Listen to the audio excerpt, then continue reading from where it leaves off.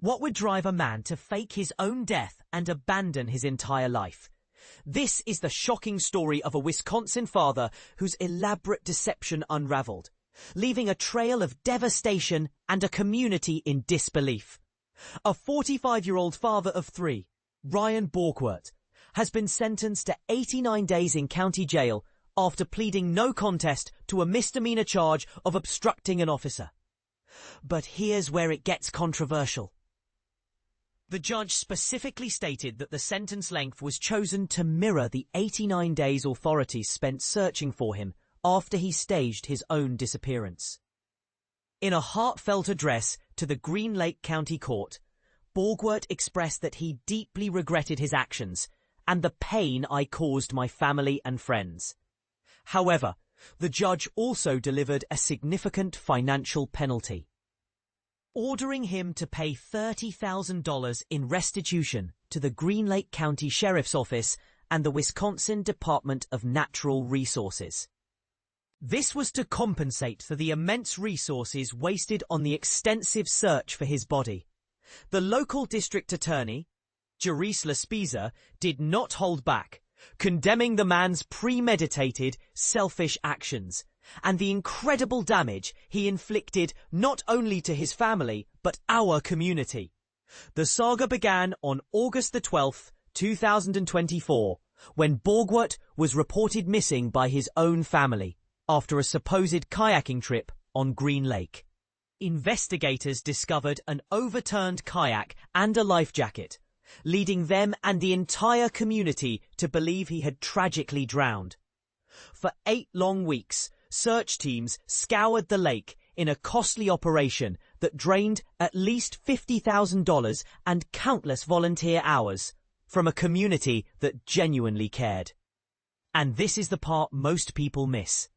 The search was called off after 54 days, but not because they gave up.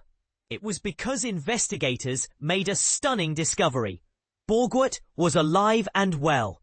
They uncovered that he had been secretly communicating with a woman from Uzbekistan online, professing his love and his desire to build a completely new life with her far away in Eastern Europe.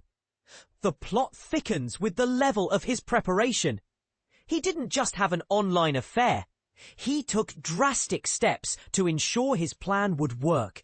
He reversed a vasectomy procedure, applied for a replacement passport under false pretenses, opened a new bank account, looked into transferring money overseas, wiped his computer clean, and most tellingly, purchased a $375,000 life insurance policy a mere 7 months before vanishing.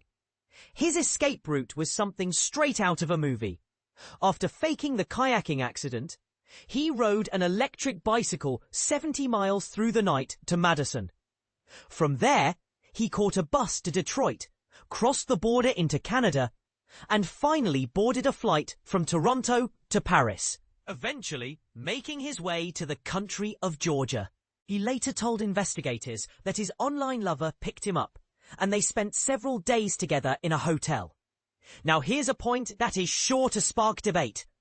Borgwardt told authorities upon his return that he faked his death due to personal matters, and simply assumed that the search for him would be called off after a short while. The district attorney pointedly responded, "The defendant did not count on the determination and dedication of our law enforcement." Is it believable that someone could think a community would just stop looking for a beloved father? His actions had irreversible consequences. Just 4 months after investigators tracked him down and convinced him to return to the US in December to surrender, his wife of 22 years, Emily, filed for divorce. The court documents stated their marriage was irretrievably broken. Following his recent sentencing, his attorney, Eric Johnson, stated that his client deeply regrets his actions and returned to make amends, noting that the $30,000 restitution had already been paid last week. So, what do you think? Does a sentence that matches the search time feel like poetic justice? Or is 89 days in jail too light a punishment for a scheme that emotionally terrorized a family and swindled a community? Should the financial restitution have been higher to cover the full $50,000 plus cost? We want to hear your thoughts in the comments.